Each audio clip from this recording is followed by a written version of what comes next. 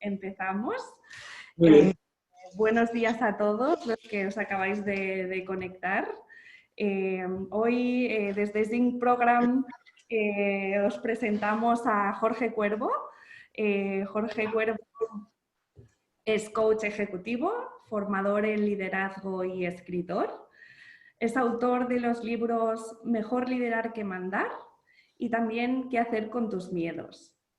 En breve presentará su tercer libro, que se llamará Autoliderazgo en la empresa y en la vida. Y a lo largo de una trayectoria profesional integradora que inició como técnico y luego continuó como directivo en diversas empresas, y ahora finalmente le ha llevado al coaching, que ha configurado una visión de la gestión personal. Hoy hemos creído oportuno, ¿no? Estar con Jorge Cuervo, que nos invitará a esta sesión para hablar sobre los miedos y las inseguridades. Y nada, si os parece, haremos unos 45 minutos de sesión aproximadamente y luego haremos un turno de preguntas de unos 20 minutos más o menos. Lo que sí que os diría es, os agradecería que todas las preguntas las guardemos para el final de la sesión y si podéis realizar todas las preguntas, veréis que hay dos tipos de chats. Uno que se llama, abajo veréis que hay uno de preguntas y respuestas y hay otro que es el de chatear. Sí, os agradeceríamos que pusierais todas las preguntas en el chat de preguntas y respuestas y a partir de ahí Jorge nos irá respondiendo a las preguntas. Así que sin más, doy la bienvenida a Jorge y adelante. Muy bien, muchas gracias. Primero por la confianza a priori de dedicar un rato a escucharme.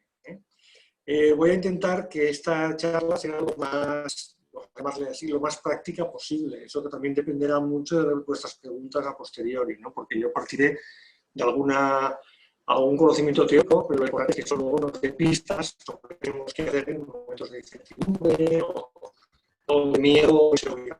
Y vamos a relacionar también estas cosas, ¿no? Lo que está hablando ahora está suponiendo una aceleración de cosas que ya existían, que ya estaban pasando, pero que realmente iban a un paso muchísimo más. No me refiero solo al tema temático, hacer webinars en lugar de reuniones presenciales, este tipo de cosas que estoy estando, pero sobre todo a la circunstancia que ha creado este virus de poner en evidencia cosas que los humanos tenemos pendientes de resolver y que suponen una fase de crecimiento importantísima y que estamos un poquito verdes. Es decir, hay cosas en este mundo en el cual se está viendo que la evolución tecnológica está siendo más rápida que la capacidad de conciencia de las personas para manejarla, por ejemplo. O que se están creando situaciones que no se pueden resolver desde una persona individual o desde un colectivo pequeño. Tienen que ser afrontadas desde, vamos a llamarle, la humanidad o grandes colectivos, ¿no? Entonces, todo eso requiere desarrollo de capacidades que tenemos un poquito verdes, como por ejemplo la empatía, la conexión, etcétera, etcétera. Y, sobre todo, lo que nos ocupa hoy, que es cómo soltar, cómo dejar de estar secuestrados por inseguridades, miedos, incertidumbres, tal. Entonces, bueno, vamos a ver un poco todo eso. Yo voy a poner ahora un PowerPoint, lo iré siguiendo. Y, por favor, ir apuntando preguntas y al final las hacéis para que pueda responderos lo más posible, sobre todo aquellos puntos que no queden claros o que no os creáis, porque igual la afirmaciones que van a tener tiempo de demostrar. Entonces, es posible que van a aseveraciones que van a ser muy claras, pero que igual para vosotros pues, no bastan tanto. Entonces, bueno, también interesa mucho. Pensad que toda la duda que tenga una persona que está en este colectivo puede ser una duda de varias, por tanto, no os dejéis nada en el tintero. Y daremos lo que el tiempo dé de sí, ¿vale? Y sin más preámbulo voy a arrancar con el PowerPoint que tengo aquí. Vamos a ver, aquí tenéis una foto que me gusta mucho porque en cierto modo resume la sensación que tiene mucha gente hoy en día. Nos viene encima la ola. A diferencia de este surfista, la ola no la hemos buscado, sencillamente nos ha venido encima y a ver qué hacemos en esta situación, ¿no? Bien, lo primero que tenemos que tener claro es que la incertidumbre está en nuestro interior. La incertidumbre es un sentimiento, es una forma de sentir, que hace referencia a algo tan claro como no sé qué va a pasar. ¿Vale? La incertidumbre nunca viene sola. De hecho, yo a esto en mi segundo libro lo llamo el triángulo fatídico.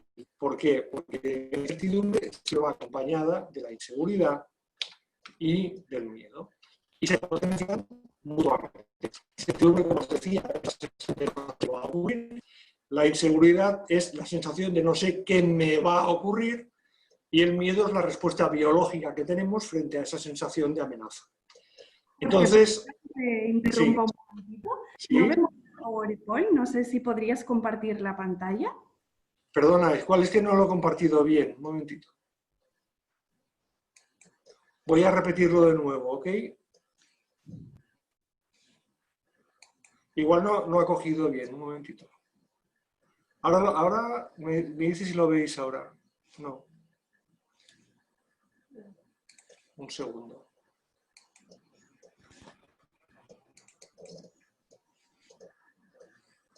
Vale.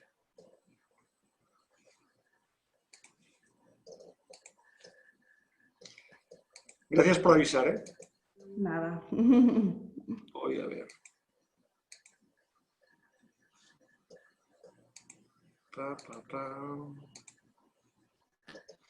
A ver. Y ahora tendría que poder acceder ahí, a compartir. Es que no está encontrando el programa. Ahora lo encuentra. Vale. Misterios de la técnica. ¿Ahora lo veis? Perfecto, ahora sí lo veo. Esta es la hora a la que me refería. No sé por qué motivo el programa no había encontrado el PowerPoint. Bueno, entonces, como os iba diciendo, esa es la ola que el surfista ha buscado. De hecho, él ha hecho un esfuerzo por estar ahí. Yo haría un esfuerzo por no estar. Pero la sensación que tenemos muchas veces la gente hoy en día es que esto se nos viene encima, ¿no? Entonces, esta es la transparencia que se supone que teníais que estar viendo, que ahora podréis ver, en la cual os hablaba del triángulo fatídico. Incertidumbre, inseguridad y miedo. Lo llamo triángulo fatídico en mi libro porque si aumenta una, aumentan las otras dos. Da igual por cuál entres, que crecen todas. Si tienes incertidumbre, te sientes más inseguro y automáticamente el miedo es más fácil. Si tienes miedo, ves el mundo más incierto y te sientes más inseguro. Y si tienes inseguridad, pues lo mismo, ves el mundo incierto y el miedo está mucho más a flor de piel. La buena noticia es que, igual que crecen juntos, también se reducen juntos. Es decir, gestionando bien el miedo, o gestionando bien la inseguridad, o gestionando bien la incertidumbre, reduces los otros dos. Esta es la parte buena del asunto. Van juntos para lo bueno y van juntos para lo malo. Aquí nos interesa que vayan juntos para lo bueno. Antes de entrar en qué hacemos, me gustaría explicaros unas cosas que tendríais que saber de cómo funcionamos las personas. Mirad, nosotros de la gente lo que solemos ver es esto. Vemos conductas, percibimos actitudes y generamos una impresión de lo que está pasando que llamamos percepción, ¿vale? Y esto es lo que solemos ver del mundo, ¿vale? Ahora, todo esto tiene detrás una maquinaria que es donde está el secreto de la gestión de lo que tenemos en la cabeza y en el corazón cuando estamos en un momento de incertidumbre. Mirad, detrás de esto lo que hay es un diálogo entre el corazón y la cabeza, entre cómo pensamos y cómo sentimos, ¿vale? Que si es negativo llamamos comida de coco y si es positivo, pues trabaja a favor nuestro, ¿vale? Estos circuitos, estos diálogos que se autopotencian, a su vez proceden de un esquema mental de prejuicios, juicios y suposiciones, que esto es más o menos los pensamientos, el software que utilizamos para juzgar y para crearnos una opinión de lo que está pasando, ¿vale? Todos estos softwares proceden a su vez de un esqueleto de nuestra mente que llamamos el sistema de creencias. Las creencias son los pensamientos que utilizamos para crear pensamientos. Un poco como ocurre en el ordenador cuando tenemos el Windows y tenemos el PowerPoint, lo que estamos utilizando ahora, pero existe un sistema operativo que es el que hace que el ordenador funcione y puede ejecutar esos programas. Pues el sistema operativo de la mente sería el sistema de creencias. Las creencias no me refiero únicamente en términos religiosos, me refiero de cualquier tipo de creencias. Por ejemplo, pues los hombres no lloran, o si eres amable y simpática te querrán y si no, no. Cosas que se crean generalmente en lo más profundo de la infancia, en la primera infancia. Y esto es importante porque, a diferencia de lo que ocurre en el cuerpo, que el cuerpo va cambiando aunque no quieras, lo que ocurre en la mente, si tú no lo modificas, se perpetúa. Es decir, aquellas estructuras mentales que tú creaste en un cierto momento porque te fueron útiles, si tú no las cambias, siguen ahí. De manera que igual resulta que el 80 al 90% de nuestra mente es la del niño que fuimos. Por tanto, estamos afrontando situaciones a partir de una base que generalmente, como no sabemos que la tenemos, no la modificamos. ¿Y quién nos dice que lo que en su momento nos fue bien, ahora nos va bien? Sin embargo, como no lo sabemos, no lo cuestionamos.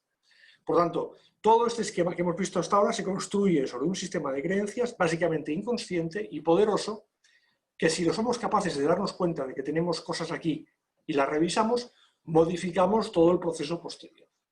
¿Vale? Esto es muy importante tenerlo en cuenta porque en el tema que vamos a tratar es fundamental.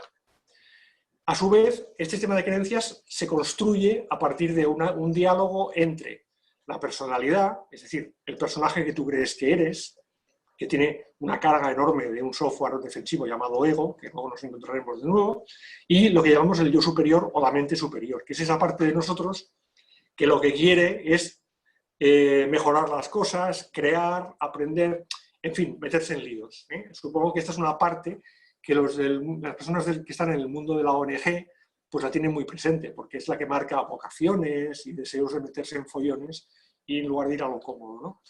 Y esto a su vez se nutre de la base biológica, del cuerpo, de tu tendencia personal, genética, que seas más agresivo, más abierto, más cerrado, y de tus experiencias y aprendizajes, ¿vale? Y esto es un poco lo que es una persona.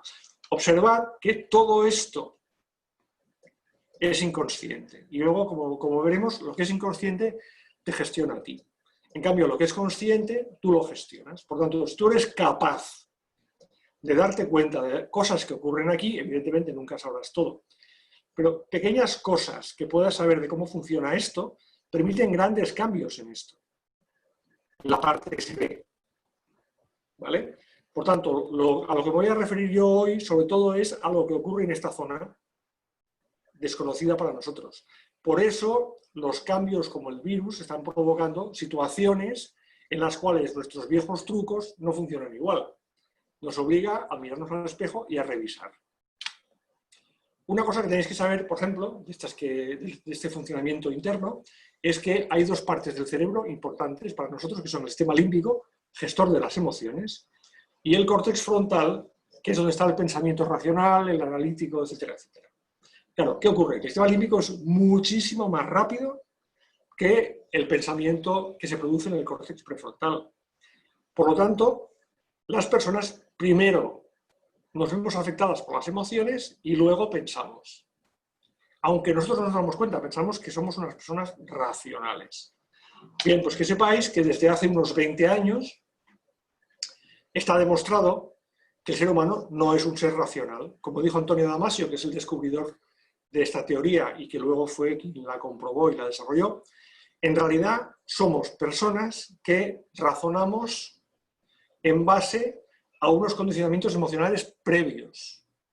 Por tanto, el ser humano no es un ser racional, en realidad razona sobre una base emocional previa que condiciona cómo va a pensar. Es decir, según cómo tú piensas, previamente has sentido. Y según cómo tú sientes, modificas ese pensamiento. Por tanto, cambiando la forma de sentir, cambias la forma de pensar. Eso quiere decir, como dato colateral, que no somos capaces de conocer la realidad. Porque lo que nosotros creemos que son hechos, en realidad son la mezcla de cómo siento esos hechos más los propios hechos. Por lo tanto, estamos mezclando sentimientos, sensaciones con hechos. Y este mejunje que hacemos es la percepción. Por tanto, lo que nosotros llamamos realidad es una percepción. Esto es muy importante porque si yo modifico mi percepción, modifico mi realidad. Y a su vez, muchos conflictos entre personas proceden de que dos personas tienen percepciones distintas y ambas creen que eso es la realidad y les cuesta ponerse de acuerdo en una realidad común. Esto seguro que lo habéis experimentado cada día. Pues que sepáis que esto es diseño, es decir, no es algo que tú puedes decidir, te ocurre. Lo que puedes hacer es gestionarlo, eso sí, pero de cambiarlo no, porque es la forma en la que funcionamos las personas. Somos seres emocionales y pensamos, tenemos raciocinio, pero a partir de esas emociones. Un paso más en este sentido lo dio Richard Davidson, que aportó algo muy interesante. Este señor ha colaborado, ha sido asesor del Dalai Lama. Obviamente el señor Davidson es el de la derecha, el de la izquierda es el señor Dalai Lama. Y entonces aquí tendréis los resultados de lo que este hombre ha descubierto después de años de escanear personas pensando o sintiendo. Fijaos, Davidson propone que existen dos modos de funcionamiento. Insisto, esto está comprobado por muchísima investigación, ¿no? Si en nuestro sistema límbico predominan las emociones negativas, se despierta unos centros en el córtex prefrontal derecho que activan todo el cerebro en modo defensivo. ¿Qué quiere decir eso? Que todo lo que tú pienses va a ser en función de hay una amenaza que me quiere hacer daño. Por tanto, se van a activar reacciones primitivas de tipo lucha, huida, bloqueo o sumisión, típicas de los mamíferos. El pensamiento será más confuso, no tendrás las ideas tan claras y sentirás miedo, apatía, frustración, resentimiento, rabia, enfado, egoísmo. Por tanto, una persona que está en este modo reactivo es una persona que está a la defensiva y mucho más pendiente de lo que le pueda pasar que no de lo que puede hacer en el mundo. Si a mí me viene el virus y eso me pone en modo reactivo, imaginaros que yo estaré con todo el miedo del mundo de que no me contagie y estaré menos pendiente de qué le ocurre a los demás, ¿vale? Por el contrario, si en la zona del límbico predominan las emociones que llamamos positivas, se activa un modo de funcionamiento en el córtex frontal izquierdo que se llama modo creativo o proactivo, porque esos centros del córtex izquierdo desactivan a los del córtex derecho y liberan los centros cerebrales del aprendizaje, la creatividad, la asunción de riesgos, la confianza, etcétera, etcétera. Ahí es cuando te sientes con optimismo, esperanza, innovación, generosidad, tal. Es decir, que una persona puede creerse que es ella misma, pero en realidad tiene dos modos de funcionamiento y los dos son verdad y los dos son ella.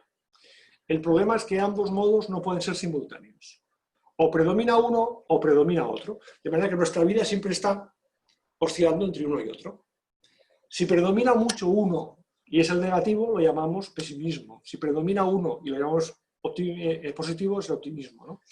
Porque es el modo creativo, el modo que nos permite cambiar el mundo. Fijaros una cosa muy importante. Cuando estamos en una situación de crisis como la actual, lo que más nos conviene es tener activado el modo creativo. Pero en la situación, ¿qué nos activa? Nos activa el modo reactivo.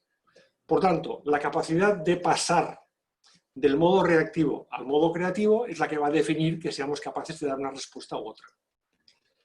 Cuanto más falta nos hace estar creativos, es cuando más el mundo nos pone reactivos.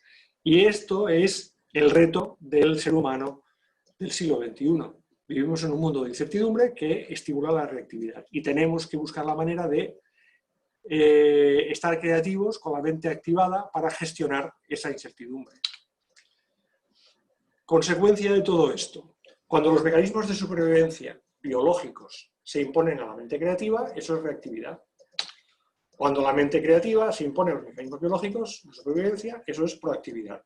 Esta transparencia que os he preparado es muy fea, pero es muy clara, porque resume claramente la duda que tenemos las personas en cada situación hoy en día frente a la incertidumbre, la inseguridad y el miedo.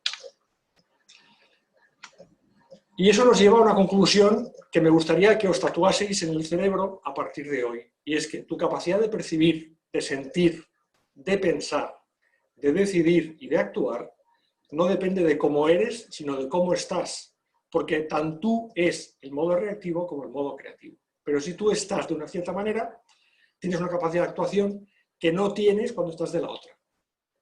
Por tanto, a partir de ahora os voy a pedir que os deis cuenta que el autoliderazgo, la gestión que tú haces de tus recursos, lo veas como algo situacional. No importa tanto cómo eres, sino cómo estás. La misma situación, desde un estado interior favorable, es completamente distinta a cómo la gestionas desde un estado interior desfavorable. Por tanto, a partir de ahora vamos a hablar no de cómo somos, sino de qué estados nos están dominando. Imaginaos que una persona fuese un conjunto infinito de estados, todas las posibilidades de ser que yo tengo en mi interior. Claro, imaginaos que todo esto puede ser, vamos, variadísimo de una persona a otra, ¿no? Hay estados que yo los conozco y estados que desconozco porque la vida nunca me ha llevado a probarlos, ¿vale? Entonces, los estados que yo conozco y practico mucho, yo los tengo asumidos como yo soy así. Los estados que yo desconozco, pues ni sé que están o los he probado alguna vez y no los he desarrollado, con lo cual no los puedo utilizar, no puedo disponer de ellos de forma automática. Los que están muy grabados, pues sí. Hasta el punto que, como digo en mi segundo libro, Hacer con tus miedos, lo que llamamos zona de confort lo defino como el conjunto de estados que tenemos tan trabajados, tan utilizados a diario, que nos creemos que somos eso. Y también la denomino zona de adicción al yo, porque cuando tú estás en la zona de confort, es decir, cuando tú estás en alguno de esos estados que cada día estás utilizando, y quieres cambiar eso, tu cuerpo te va a ir en contra, te va a pasar como el adicto que el cuerpo le pide su dosis. Si tú siempre haces las cosas de una cierta manera y desde un cierto estado, y quieres cambiar la forma de actuar, tendrás que cambiar la inercia de tu cuerpo a mantenerte en ese estado. Y eso se parece mucho a una lucha contra una adicción. Por eso lo llamo la zona de adicción al yo, ¿vale? Entonces todos somos un poco adictos a lo que creemos que somos. Y por eso salir de la zona de confort nos cuesta. La salida de la zona de confort se puede hacer de dos maneras. Que estoy en modo creativo, salgo de forma proactiva y voluntariamente. ¿Qué quiere decir eso? Que salgo de la zona de confort con convicción y con energía. Y eso facilita, además, mi aprendizaje. Por tanto, una salida de la zona de confort significa aprendizaje y crecimiento personal. Pero para eso tengo que tener el coco, la cabeza, el cerebro activado. Eso sería el modo proactivo. Claro, si yo estoy asustado por la situación, lo que va a pasar es que no desearé a nivel emocional. Por mucho que yo a nivel intelectual entienda que me conviene, a nivel emocional no desearé salir de él. Entonces mi salida, si me veo obligado a hacerla, será sin ganas. Saldré por la fuerza. Y lo que yo quiero no es salir, sino volver. Pero como no puedo, me aguanto. Y eso es resignación. Todo esto corresponde al modo reactivo. Por tanto, cuando una situación te viene encima, como aquella ola de antes, ¿no?, que tú no la has buscado, tienes que ser consciente de cómo te afecta interiormente a nivel emocional. Porque lo que tú puedes decidir de forma útil y práctica no es que te venga la ola, eso no lo puedes elegir. Lo único que puedes hacer es aprender a afrontarla de forma proactiva y creativa. O si no, serás una persona resignada. Y la resignación no genera aprendizaje y genera conductas de aguantar. Lo que es bueno para aguantar no es bueno para cambiar. Observar además que en la zona de confort no hay aprendizaje, solo hay ejecución. La zona de confort es la zona de los estados que yo tengo tan practicados que se producen solos, automáticos. Por tanto, en la zona de confort prácticamente no hay aprendizaje. Todo aprendizaje implica salir de la zona de confort. Si la vida me obliga a salir de la zona de confort y yo salgo de forma positiva, aprendo. Si salgo de forma reactiva, me aguanto. Este es un poco el panorama general. Por tanto, si tú estás en una situación que vamos a llamar un marrón, lo que es práctico para ti es que te decidas a salir, a afrontarlo de forma proactiva. ¿Que no sabes cómo hacerlo? Bueno, hay técnicas para eso. Aquí, obviamente, en un webinar pues va a ser complicado que os explique muchas, ¿no?, porque algunas de ellas son presenciales. Pero existen. Se puede aprender a salir de forma creativa, proactiva. Y si no, saldrás de forma reactiva, con lo cual no tendrás aprendizaje. Eso sí, el marrón lo tienes igual. Es decir, el marrón no tienes. Lo único que puedes conseguir es aprender algo y buscar mejores soluciones, lo que llaman los chinos convertir la crisis en oportunidad, o sencillamente aguantar, ¿no? Por cierto, la cultura mediterránea en general es una cultura bastante autoritaria, un poco fachilla, como podéis saber, y es más de aguantar que de cambiar, ¿no? Por tanto, lo que es bueno para cambiar no es bueno para aguantar y viceversa. Lo que es bueno para aguantar no es bueno para cambiar. un poco como decimos siempre en broma, como soplar y chupar. Tú puedes soplar o puedes chupar, pero a la vez no. Tienes que elegir, ¿no? Por lo tanto, fijaros que aquí lo que hemos visto es unas cosas que marcan el funcionamiento de esto de aquí dentro. Y lo que vemos desde fuera es consecuencia de todo esto que ocurre aquí. Entonces, ¿cómo es el proceso de autoliderazgo?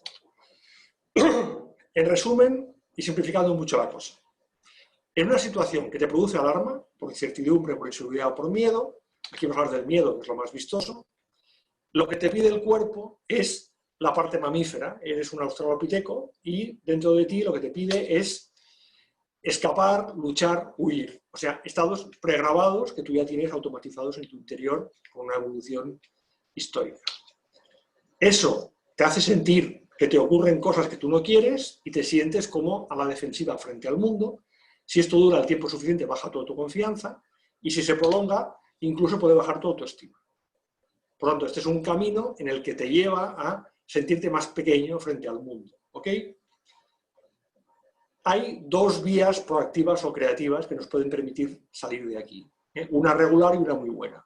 La regular, la vía 1, la vía del control. Todos sabemos que hay tendencias de nuestros estados automáticos, la lucha, la huida o el bloqueo, que no nos van bien. Entonces, desde muy pequeños, desde que aprendimos a aguantarnos el pis y a portarnos bien, hemos ido desarrollando mecanismos de control. Pero el control tiene un problemilla. El control corta las acciones, las respuestas, pero no corta los estímulos, los impulsos. Es decir, si tú tienes un impulso a salir corriendo, puedes controlarte y no correr. Pero el impulso sigue ahí. Es una energía que tú has movilizado y que si tú no la das salida porque no te lo permites, esa energía te cuece por dentro y se convierte en estrés.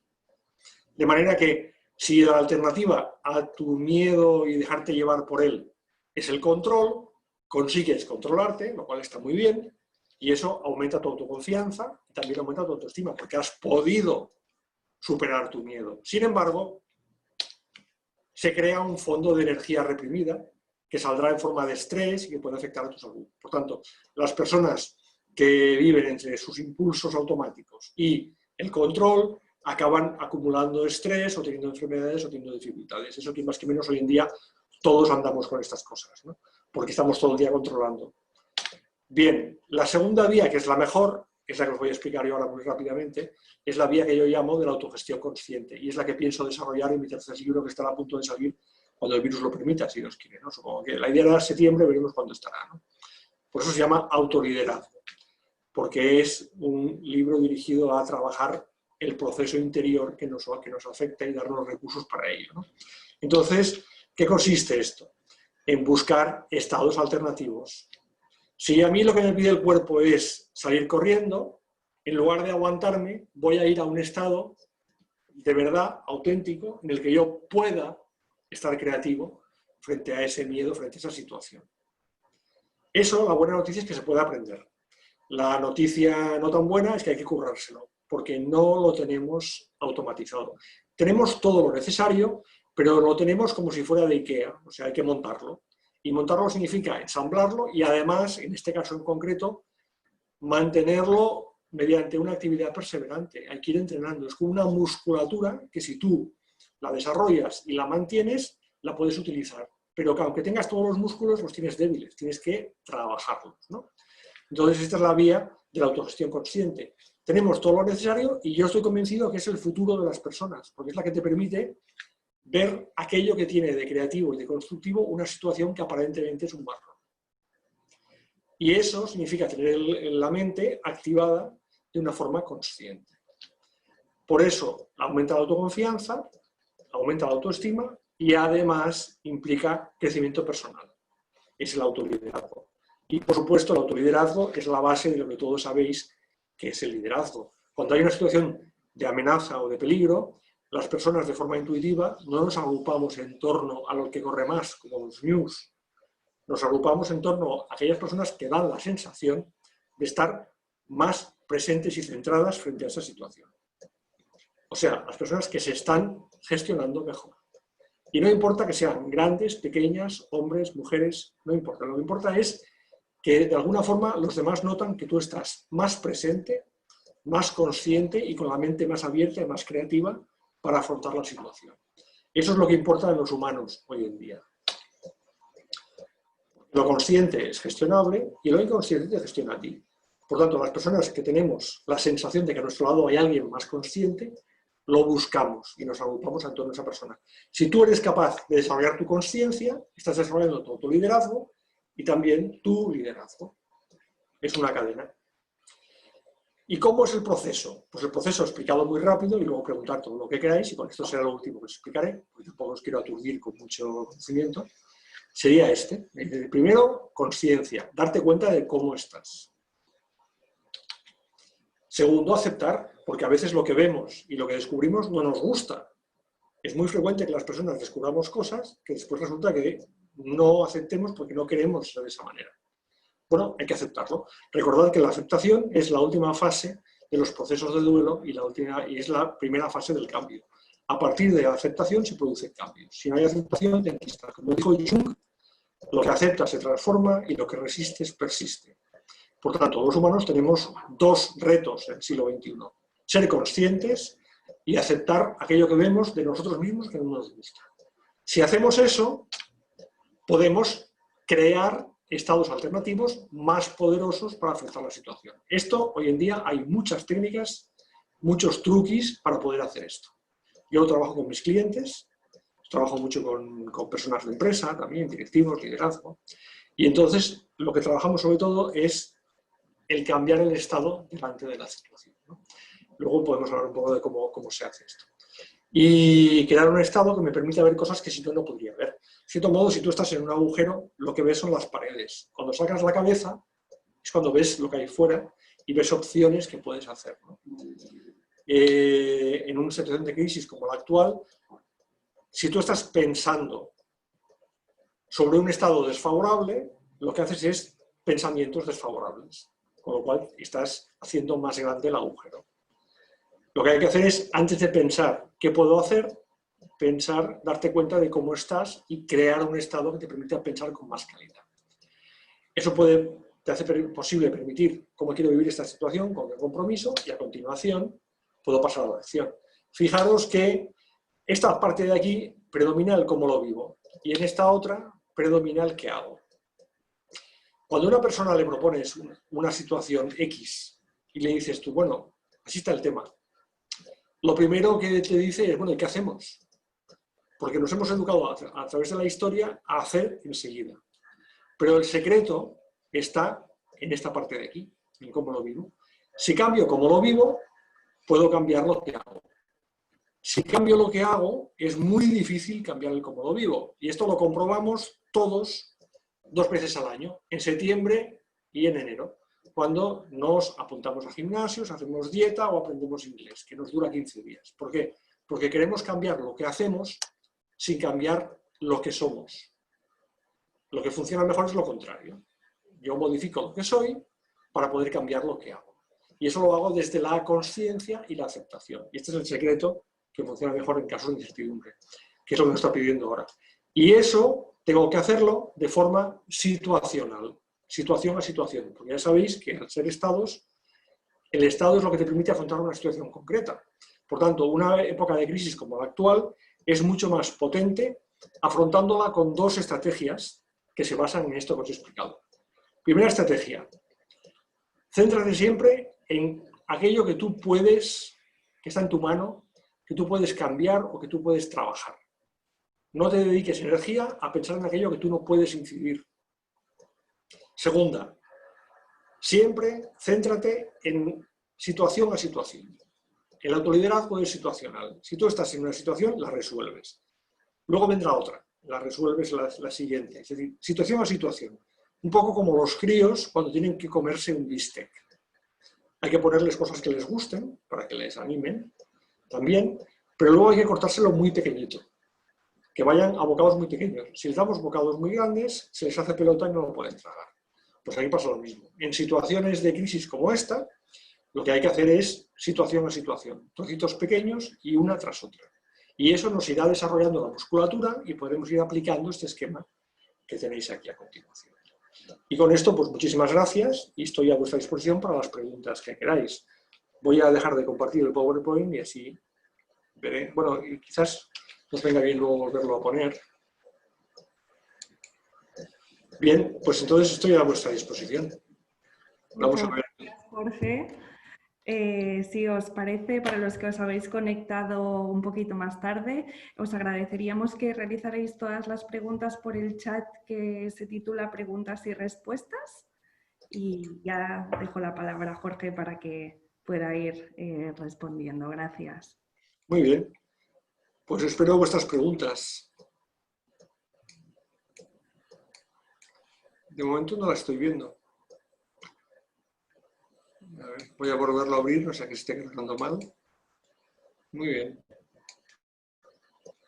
Por el momento, Jorge, veo que no hay preguntas. Esperaremos. No sé si es que están apabullados o es que me he explicado con tanta claridad que soy como el oráculo de Delfos o que está la gente todavía un poco digiriendo lo que acabo de decir. Habría intentado ir un poco rápido, que a mí lo que me gusta es que eso lo pongamos en la práctica. En la práctica va a venir de que aportéis situaciones o dudas sobre lo que he dicho, que os puedan, no sé, que me puedan ayudar a aterrizarlo un poco lo que necesitáis, ¿vale? Tanto os animo a que... Aquí hay una persona que me agradece la intervención, gracias, Mercé. Muchas gracias. Tenemos miedo de preguntar. Amigo, una ocasión magnífica para poder practicar la técnica. Quería preguntar acerca de la situación de alta vulnerabilidad en la que se han producido situaciones de paciente por bien.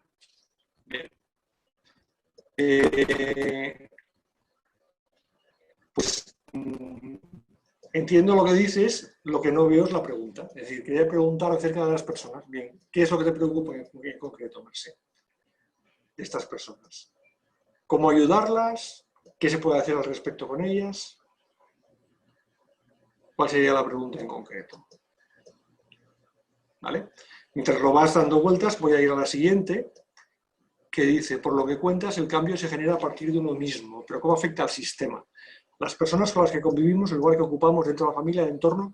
Sí, esta pregunta, que me imagino que va también en parte a responder la anterior, se basa en un concepto del cual se publica mucho, pero se sabe poco, es el liderazgo, ¿vale?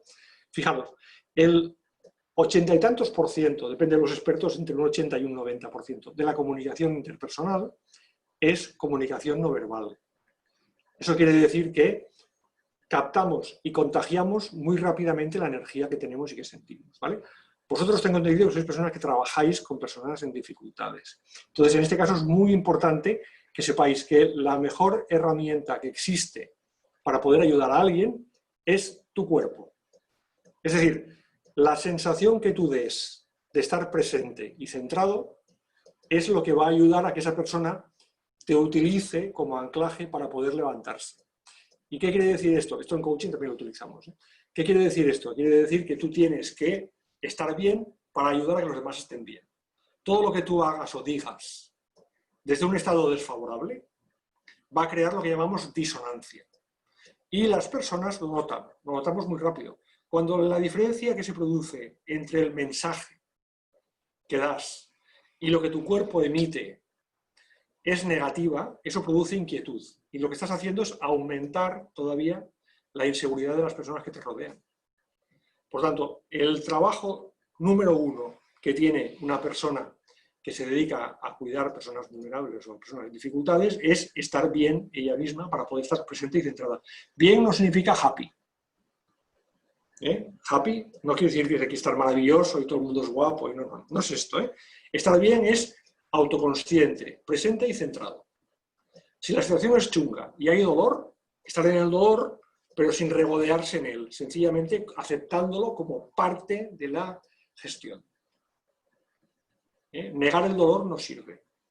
Regodearse en él tampoco. Lo que hay que hacer es estar presentes y aceptarlo como parte de la gestión. Dar la sensación de decir sí, sí. O sea, el autoliderazgo tiene que ver con que cuando la vida te dice esto es lo que hay, tú de alguna manera dices sí, sí, esto es lo que hay. ¿Y qué podría haber a partir de ahí? Ese paso es el que da la persona que se autolidera, que no lo da la gente normal. Si tú eres capaz de estar presente para dar ese segundo paso, ayudarás a que los demás también lo den. Si tú quieres que los demás lo den, pero tú no lo estás dando internamente, no cuela. Eso es un poco lo primero que hay que hacer. hay más cosas que se pueden hacer, pero sin esto no hay rock and roll, o sea, no hay otras posibilidades, ¿vale? El cambio de estado. ¿Algún ejemplo de cómo sería un cambio de estado? Pues sí, vamos a ver. Vamos a ver. Es que hay muchísimos. Entonces, por ejemplo, tú tienes una situación que te produce inseguridad. Tienes que hablar en público, ¿vale? Por poner un ejemplo cualquiera, por no poner cosas más dramáticas. Alguien que está entre la vida y la muerte, como pudo haber ocurrido a mí hace un tiempo, ¿no? Tienes un estado en el que tienes que dar lo mejor de ti, pero en este momento lo que predomina en ti es el no puedo, no puedo, me van a pasar cosas malas. Tu mente crea un circuito cuerpo-mente en el cual tus pensamientos de me va a ir mal activan hormonas de estrés, como el cortisol, que a su vez genera un estado físico que realimenta los pensamientos. Eso es un estado. Cuerpo-mente se conectan y están en la misma onda. En este caso es un caso chungo, se está autoalimentando, es la comida de coco. Eso es súper bloqueante, ¿vale? Entonces, ¿qué puedo hacer? Primero, darme cuenta que estoy así. Darme cuenta que estoy así. Segundo, aprender a observarme. Es decir, es cierto que si estoy así, es normal que me pase esto. Después, aquí hay técnicas, aquí no, claro, un webinar es complicado, os expliqué, pero hay ejercicios respiratorios, ejercicios de visualización, que son sencillos y se pueden aplicar. Yo en mis libros suelo poner siempre algunos. Entonces, no son muy complicados. Lo que sí que requieren es perseverancia, porque una vez que los hagas, pues no suele bastar. Hay que ir haciendo un pequeño camino. Cuanto más practicas, más fácil. Entonces, una vez que tú ya has podido observarte, solo con el hecho de observarte, estás cortando ese circuito de autoalimentación de negatividad. Y entonces eso te permite ponerte a pensar, bueno, ¿y qué hay aquí para mí en esta situación? Una vez que he salido del circuito, puedo decir, bien, lo malo está claro. ¿Y qué hay de lo bueno que puede haber aquí? Es decir, yo tengo miedo a hablar en público, me va a ir mal, no sé qué, salgo de aquí y digo, ostras, Jorge, estás como siempre. ¿Qué está pasando aquí? ¿Has hablado en público alguna vez que te haya ido bien? ¿Has tenido alguna situación en la que la gente, en lugar de machacarte, te ha ayudado? Sí. Entonces, ¿qué hace que te estés centrando solo en eso? Por tanto, tú puedes decir, ostras, vamos a ver esta situación, ¿qué tiene para mí como regalo, aparte del marrón que ya siento? Porque las cosas siempre son complejas, nunca hay solo una parte. Nuestro problema de lo como humanos no viene de tener problemas, dificultades, sino de engancharnos en ellos. Y eso se aprende. Entonces tú ya has cambiado un estado y has pasado de un estado de bloqueo a un estado de a ver qué puede pasar aquí. Ya has cambiado el estado. Esto se consigue, insisto, con respiraciones, cosas así. Hay ejercicios muy sencillos que se pueden hacer. Yo ya digo, en mi libro ya pongo 5 o 6. Cuando trabajando con un joven, el miedo nos contagia en una situación difícil. Bien, esto es un paso importante. Te estás dando cuenta de que el miedo se te contagia. ¿Vale? Por tanto, lo que tú tienes que hacer es aprender alguna técnica, y las hay. Por ejemplo, en el libro de los miedos tengo 2 que te podrían ir bien, ¿no? Que te sirvan de impermeable, de que tú no te contagies. Es decir, el contagio puede ser mutuo. Una persona te puede contagiar su miedo o tú puedes contagiar tu fuerza. Es el mismo mecanismo. Por tanto, cuando hay una relación, eso es de los dos. Eso es se trata de decir, bueno, ¿qué está pasando? Que el miedo te contagia. Ese miedo que tú sientes no es de la otra persona, es tuyo. Esto es muy importante tenerlo claro. Hay que distinguir el impulso de lo que se produce en tu interior. Alguien dice algo y tú te cabreas. Ese alguien es externo, pero el cabreo es tuyo. Y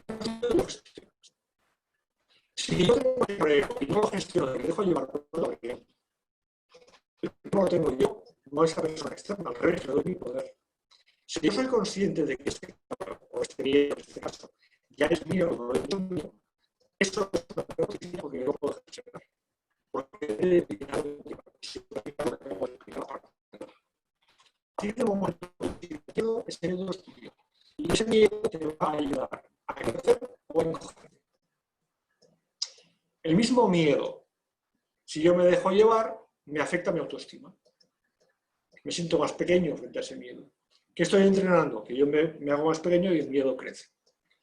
Si yo sé qué hacer y conozco alguna técnica para ello, Ese miedo es la base de partida de un proceso de gestión. Y eso a mí me refuerza. Por tanto, el miedo no es la cosa. La cosa es el proceso interior que despierta. O es un proceso que me debilita o es un proceso que me fortalece. ¿De qué depende? De mí. De lo que yo quiera hacer, de que yo me dé cuenta y de que ponga en marcha mecanismos que tengo y que aprenda alguna técnica que me ayude. Punto. Y luego practicar, claro. Como ir al gimnasio. Por tanto, eso es el punto clave. Como estrategia, siempre, y además os puedo asegurar que funciona porque, bueno, últimamente me estoy dedicando mucho como escorpión, ¿no? Y es relativamente rápido. Eso sí, cuando tú estás en el circuito, si tú no eres capaz de aceptar que estás en el circuito de comerte el coco, es difícil que veas otras posibilidades, porque estás secuestrado. Y la dificultad es esa. La dificultad está, sobre todo, en la aceptación. Hay mucha gente que cuando está mal, en lugar de darse cuenta de querer salir, se regodea, se pone tresillo, tele y se queda a vivir allí.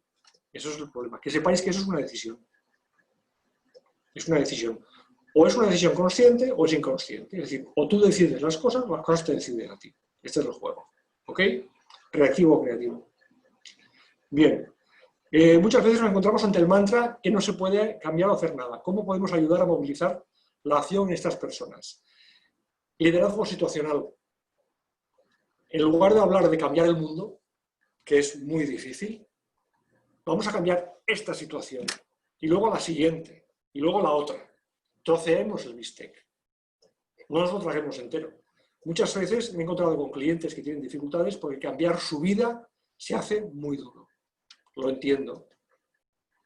No cambies tu vida, cambia esta situación, y luego cambias otra. Y un día miras atrás y dices, ostras, qué recorrido he hecho. Hay una frase de Gandhi que me encanta, y que os la aconsejo que os la tatuéis. Dice algo así como, quizás lo que tú puedes hacer no es muy importante, pero sí que es muy importante que lo hagas.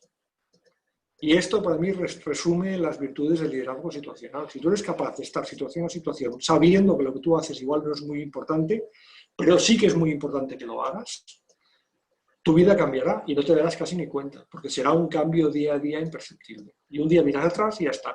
Nosotros somos muy conscientes de los grandes temas de la vida. Me caso, no me caso, estoy en paro, estudio esto, lo otro, me cambio de ciudad. Pero ¿cuántas decisiones son así a lo largo de una vida? ¿5? ¿15? No más. Sin embargo, hay miles de microdecisiones mínimas que tomamos cada día y que nos hacen más fuertes o más débiles.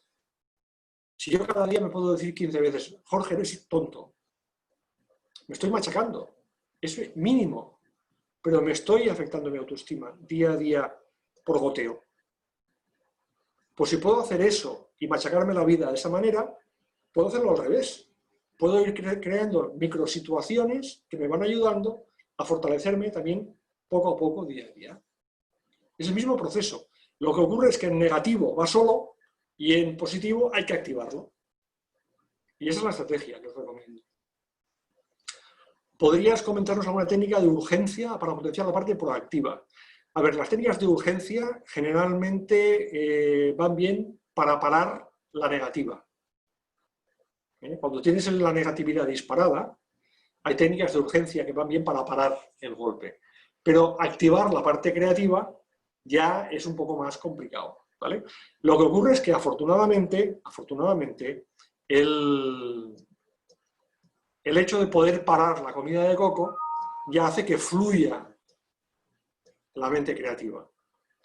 Entonces, un ejemplo, aquí hay alguien que me pide algún recurso práctico para afrontar la situación. Hombre, a ver, el trabajo que se hace en estos casos es trabajo corporal y eso nunca evita que se complica. Pero, por ejemplo, voy a explicar una técnica cuando hay que cortar el circuito negativo, lo principal es poner la mente en el ahora, en el presente. Entonces, por ejemplo, una técnica que va muy bien es centrar tu mente en la respiración. Esto es una técnica de origen tibetano, ¿vale?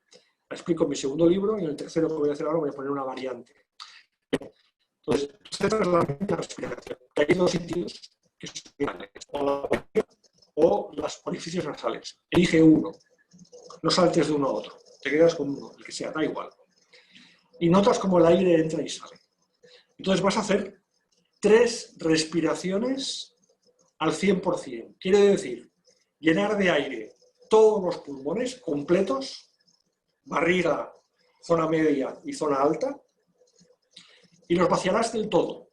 Primero zona alta, zona media y barriga. Hasta que no quede aire en tus pulmones, evidentemente no fallezcas, para un segundo antes, pero todo lo que puedas. Y haces 3 de estas respiraciones, al 100%. Llenar completo, vaciar completo. Y a continuación haces una respiración al 90%. Llenar al 90%, vaciar al 90%. Una al 80%. Llenar, vaciar. Al 70%, al 60%, al 50%, una cada una. Vas poco a poco haciendo así. Y al llegar al 40, al 50-40, notarás que ya coincide con tu ritmo respiratorio normal. Entonces ahí lo que tienes que hacer sencillamente es mantener todo eso, tu mente, en la entrada y salida de aire. Cómo la barriga se hincha o se deshincha, o cómo sale el aire por los orificios nasales. Sencillamente estar atento a eso. Y vas a notar la respiración. Y 1 minuto o 2 en el 40%. Eso te va a calmar y te va a serenar y va a cortar el circuito. Mientras tanto, tus pensamientos seguirán fluyendo. Pensamientos negativos, pues que mira lo que va a pasar, tal. Es igual, que fluyan. Tú te quedas con la entrada y salida de aire. Y si la mente se te va con los pensamientos, no hay problema. Vuelves a la entrada y salida de aire. ¿Que vienen más pensamientos? Que se vayan. Tú vuelves a la entrada y salida de aire. Y no te preocupes hacerlo bien. No importa hacerlo bien. Lo que importa es ponerse. Y luego practicar. Por tanto, es una forma, una técnica sencilla y práctica que corta el circuito de la segunda parte. Una vez que estás en calma, podrías empezar a ser positivo. Esto me gustaría explicarlo más tiempo aquí. Porque es que y os sería peor, ¿no? Pero bueno, insisto que lo podéis encontrar en ejercicios, también tengo mindfulness, que pueden ser útiles. ¿Ok?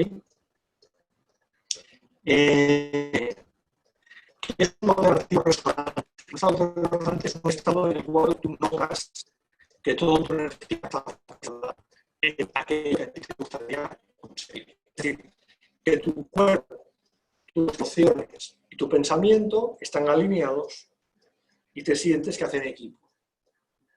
¿Vale? Se distingue un estado resonante, que tú estás con toda tu energía, cuando deseas mucho, estás preparado, estás con ganas. ¿Vale?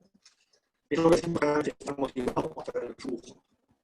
Es un estado resonante. Entonces, en un estado disonante, también lo sabemos porque nos sentimos mal, incómodos, confusos, faltos de energía, no sé qué hacer. O sea, tu cuerpo te lo dice. Tu cuerpo siempre te dice la verdad. Sabiendo cómo está tu cuerpo, sabes si estás resonante o no estás resonante. Hay ejercicios para cambiar de resonante a no resonante a través del cuerpo. Pero requerirían posturas. Imagino que hagan difícil. ¿Okay? ¿Puedes explicar algunas técnicas que mencionabas? A ver, yo creo que cualquier tipo de técnica cognitiva no funciona demasiado bien y es una experiencia. No quiero tampoco ponerme a pontificar. Hablo de mi experiencia como profesional. Y habrá gente que igual le va bien. Cualquier cambio cognitivo, ¿sí? Perdona. Dime. Estamos teniendo algunos problemas para escucharte bien. Estoy viendo en el chat. Bueno, seguimos. Si vemos que hay algún problema, quizás sería bueno desconectar un momentito y volver a conectar con el link de conexión. Vale, podemos ver. ¿Okay? De acuerdo. Ya me avísame. Vale, entonces, cualquier cambio que hagas a nivel cognitivo que no sea precedido de un cambio a nivel cuerpo o emoción, generalmente no dura y no funciona. Por tanto, la estrategia que yo os propongo es, primero, estabilicemos la emoción y después el pensamiento cambia. No falta que lo cambies. Se produce, porque ¿okay? Y la forma de no contagiar el miedo es justamente el tenerlo bien gestionado. Fijaos una cosa, el miedo se contagia cuando lo reprimes. Si tú tienes miedo y es un miedo aceptado, es un miedo que fortalece. La base de la fuerza de la persona es aceptar la vulnerabilidad. Si yo tengo miedo y yo digo, acepto que tengo miedo, me dicen, ¿tú tienes miedo? Pues sí, tengo miedo. ¿Y qué? ¿Qué hacemos a partir de esto? Es decir, el miedo aceptado me hace fuerte. El miedo que me debilita es el que yo quiero tapar.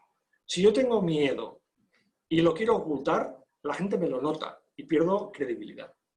Pero si yo tengo miedo y esto me fortalece, porque me centro en usar el miedo como plataforma de despegue para cambiar las cosas. Sí, sí, tengo miedo y ahora con este miedo que tengo voy a ver qué hacemos. Eso te da fuerza y eso no se contagia. Eso contagia fuerza. Probarlo. ¿Vale? Y la técnica de la comida de coco, no sé si aquí pregunta, la técnica de salir de la comida de coco. Yo os acabo de explicar una técnica respiratoria que va muy bien para salir de la comida de coco.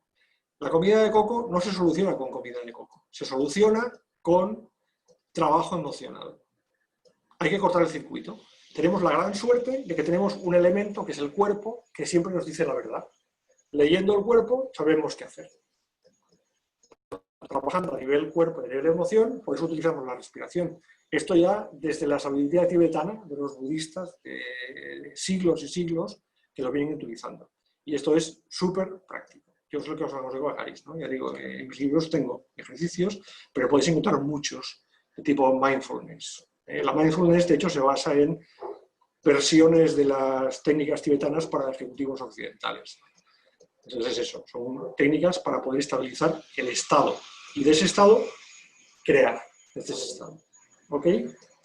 Bueno, no sé si hay más preguntas, si estoy satisfecho todas las preguntas o no, espero haber respondido en la medida en la que un webinar también, claro, tiene limitaciones porque hay ejercicios gestuales que no podemos hacer, ¿no? Aunque estoy pensando en la manera en la que se pudieran hacer.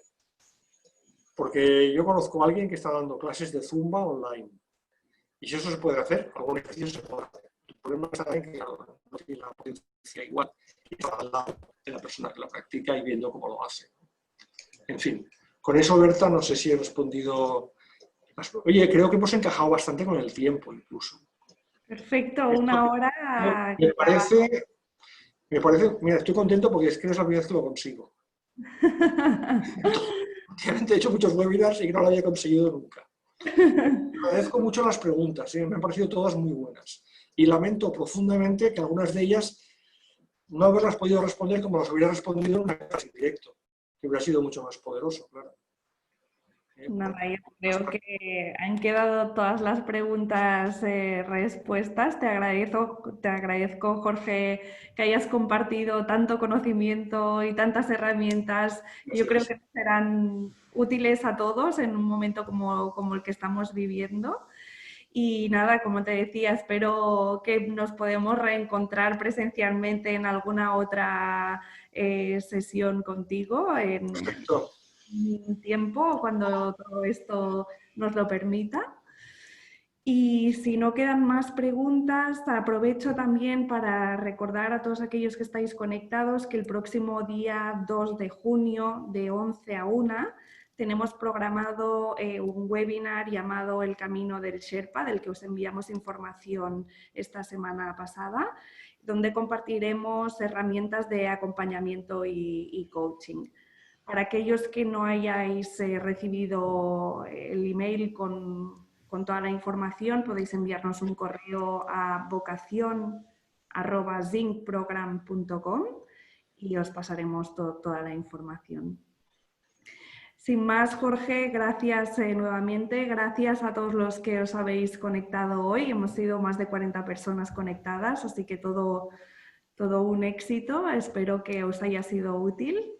Y nada, esperamos vernos pronto todos de nuevo.